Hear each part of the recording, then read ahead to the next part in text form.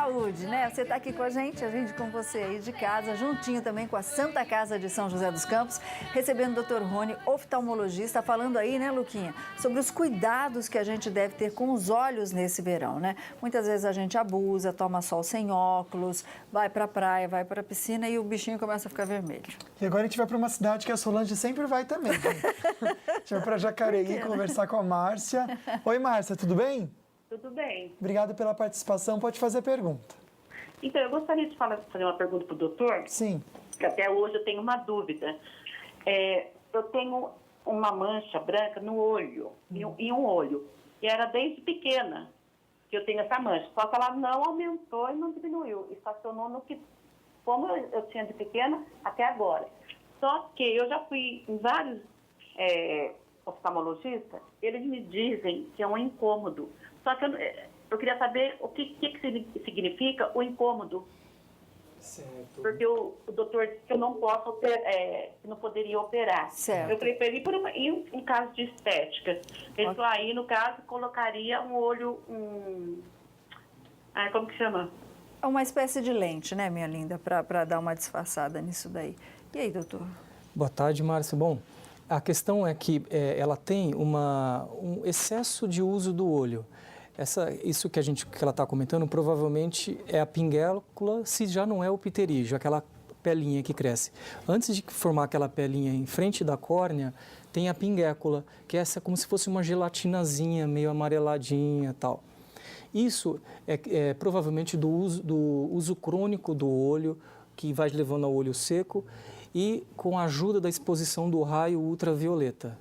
Esse raio ultravioleta e o excesso do uso do olho resseca essa região e o organismo reage criando um certo calo, como se fosse de pele o calo. Entendi. E cria essa gelatinazinha branca, que a gente não indica cirurgia mesmo, e orienta a pessoa a usar um óculos escuro quando sai no sol, dormir bem, não ficar usando muito o computador, descansar o olho. O senhor falou de óculos escuros, antes da gente mostrar a próxima foto aí para o pessoal de casa, tem bastante pergunta assim, o porquê que o óculos, vamos chamar de barato ou fake, né, o óculos falso, pode prejudicar a vista da gente? Queima mesmo a retina? Isso, a questão é que quando você coloca um óculos escuro, a pupila do olho, que é pequena, ela dilata e entra mais raio solar para dentro do olho.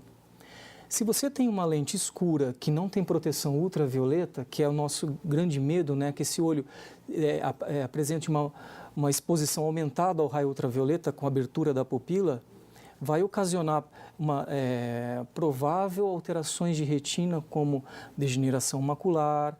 Às vezes, se a pessoa olha para o sol mesmo, dá uma queimadura na retina. Olha que perigo. Pode também aumentar a chance de ter catarata. Porque são exposições cumulativas. Gente, então assim, ó, junta o dinheiro, mas compra o óculos certo, porque é a vista da gente, a nossa visão, coisa, né? O barato sai muito caro nesse caso, né? Pode custar a sua visão, realmente é muito sério. É verdade, Luquinha. A gente vai conversar com o Jairo agora aqui de São José dos Campos. Boa tarde, Jairo, tudo bem? Boa tarde, Lucas, tudo bem? Obrigado pela participação e agradeço aí a sua companhia nessa tarde. E bora perguntar. Eu que agradeço. Lucas, Oi. inclusive foi o próprio Dr. Rony que fez a minha cirurgia de catarata. Opa. Ele sabe disso. Então, depois, passado mais ou menos 7 meses, ele também sabe disso, houve um descolamento da retina do olho direito, né? Sim. Que eu fiz catarata cirúrgica nos 2 olhos. Logo em seguida, eu fiz no Provisão, tá colado direitinho. Só que eu deveria fazer uma segunda cirurgia para trocar o silicone por um gás, né? Que esse gás deveria ser absorvido pelo organismo, para me voltar a retornar um pouco da visão. Só que eu não fiz essa cirurgia. A minha pergunta é, se eu posso ficar com esse silicone no olho por um tempo? Entendi. Pode ficar ou tem que fazer a cirurgia, doutor? Então, quando se coloca o óleo de silicone, é porque provavelmente houve alguma... o caso estava um pouco mais grave, às vezes depende da profissão da pessoa. Então, quando a gente coloca o óleo de silicone, ele vai ser usado como uma ajuda a colar a retina.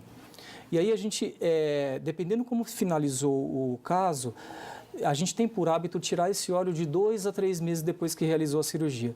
Se ele foi mantido por mais tempo, pode ser que o caso não foi tão fácil na realização da cirurgia. Então, quando for tirar esse óleo, eu sempre faço uma revisão da retina quando eu tiro o óleo. Se eu ver que a retina vai ficar bem com o óleo sem o óleo de silicone, a gente deixa o gás que vai ser absorvido. Caso contrário, a gente substitui esse óleo. Mas, voltando à pergunta do Jairo, né, aí assim, se o paciente tiver com algum medo de reoperar, porque em 20 a 30% dos casos redescola a retina, se esse óleo não estiver sendo quebrado em micropartículas ou não aumentando a pressão do olho dele, ele pode aguardar, né, e operar com mais segurança na sua decisão.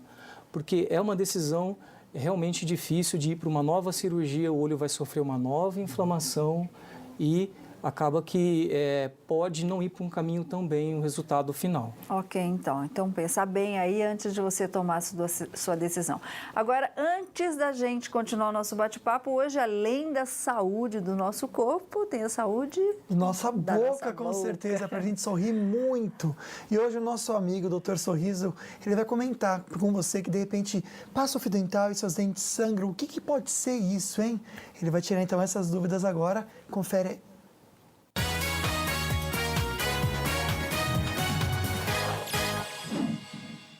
Boa tarde, Solange.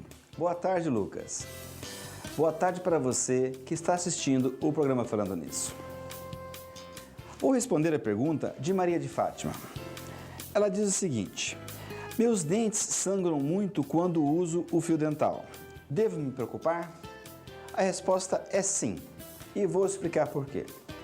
O quadro que você nos mostra nos indica que você pode estar tendo um problema relacionado com a gengivite. A gengivite é uma inflamação da gengiva ao redor do dente. Com o acúmulo de placa bacteriana, que é uma das causas da gengivite, você pode iniciar uma inflamação que, quando você passa o fio dental, quando você escova, provoca o sangramento. Como que se apresenta a gengivite no quadro clínico, na boca do paciente? Um aumento da papila ou da gengiva ao redor, é um processo inflamatório e ela sangra ao usar o fio dental, ao fazer a escovação. Esse quadro de gengivite pode evoluir para um quadro de periodontite. Inicialmente nós temos uma inflamação da gengiva ao redor do dente, que é a gengivite.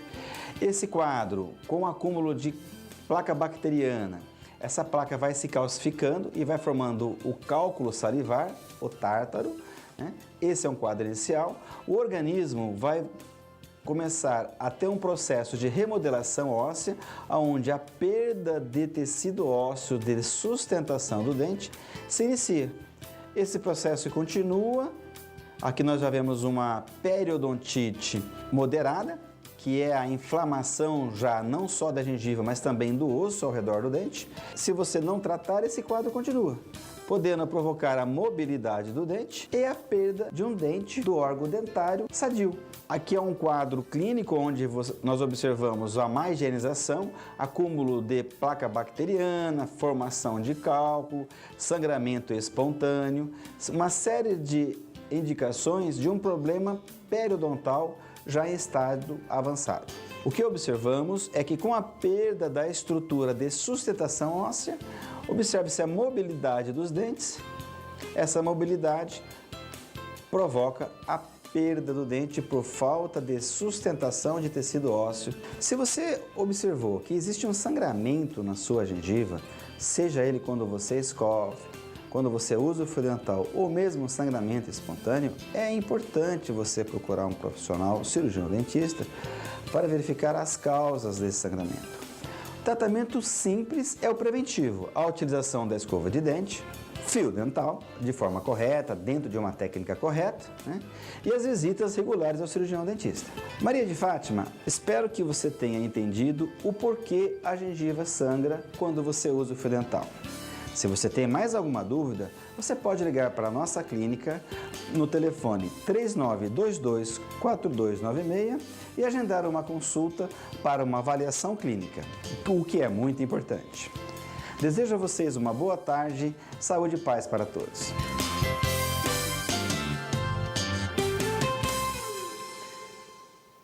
Se quiser aprender mais ainda como cuidar do seu sorriso, ortovip.com.br. Bom, a primeira chacina do ano em São Paulo deixou 4 mortos.